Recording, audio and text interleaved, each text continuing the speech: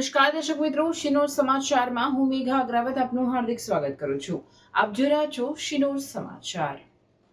અમરેલી જિલ્લાના રાજુલામાં પત્ની સાથે આડા સંબંધ હોવાથી આરોપી યુવકનું ગળું દબાવી હત્યા કરી નાખી રાજુલા પોલીસે યુવકની હત્યા કરનાર આરોપીને ઝડપી પાડ્યો છે. અમરેલી જિલ્લાના રાજુલા શહેરમાંથી ગુમ થયેલા યુવક સુરેશભાઈ કરશનભાઈ સભાડિયાની 24 દિવસ બાદ હત્યાનો ભેદ ઉકેલાયો છે.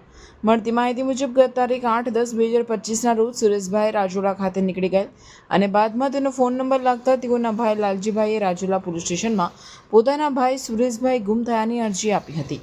રાજુલા પીઆઈ એડી ચાવડાની ટીમ દ્વારા ઊંડાણપૂર્વક તપાસ હાથ ધરવામાં આવી હતી અને તપાસ દરમિયાન પોલીસને એક શખ્સ વિશે માહિતી મળતા પોલીસ તેને રાઉન્ડઅપ કરી પૂછપરછ શરૂ કરવામાં આવી હતી. પૂછપરછમાં આરોપી રાજદીપ રાઠોડે સુરેશભાઈ નામના યુવકની હત્યા કરી હોવાની કબૂલાત આપી હતી અને આરોપીએ જણાવેલ કે તેણે લાશને ખાભાના પીપળવા વિસ્તારમાં અવાવરૂ જગ્યામાં ફેંકી દીધી હતી. આરોપીએ કબૂલાત આપ્યા બાદ રાજુલા પોલીસ મામલતદાર સહિતનો કાફલો પીપળવા નજીક પહોંચ્યો હતો. આરોપીએ બતાવેલ જગ્યાએથી બાંધેલી હાલતમાં લાશ મળી આવી હતી. લાશને પીએમ અર્થે ફોરેન્સિક પીએમ માટે ભાવનગર ખસેડવામાં આવી હતી. રાજુલા પોલીસ સ્ટેશનમાં આરોપી વિરુદ્ધ હત્યાનો ગુનો નોંધવાની કાર્યવાહી કરવામાં આવી હતી. રિપોર્ટર સરફરાઝ ખોખર, શિનોર સમાચાર news, Amreli. Rajula police station ખાતે 10 ઓક્ટોબરના રોજ એક ગુમ જાણવા જોગની ફરિયાદ આવેલી, જેનામાં જે ફરિયાદી છે લાલજીભાઈ કરશનભાઈ સભાડિયા, તેમના દ્વારા જણાવવામાં આવ્યું હતું કે તારીખ 8-10-2025થી તેમના ભાઈ સુરેશભાઈ કરશનભાઈ સભાડિયા એ મળેલા ન હતા અને ગુમ હતા, જે રાજુલા પોલીસ સ્ટેશન ખાતે ગુમ જાણવા જોગ નંબર 47/2025 થી રજીસ્ટર કરવામાં આવેલી હતી. અને આ જે ગુમ થનાર વ્યક્તિ છે, એમના જે ડિવાઇસ છે, એમનું ટેકનિકલ સર્વેલન્સ હાથમાં ધરવામાં આવ્યું હતું.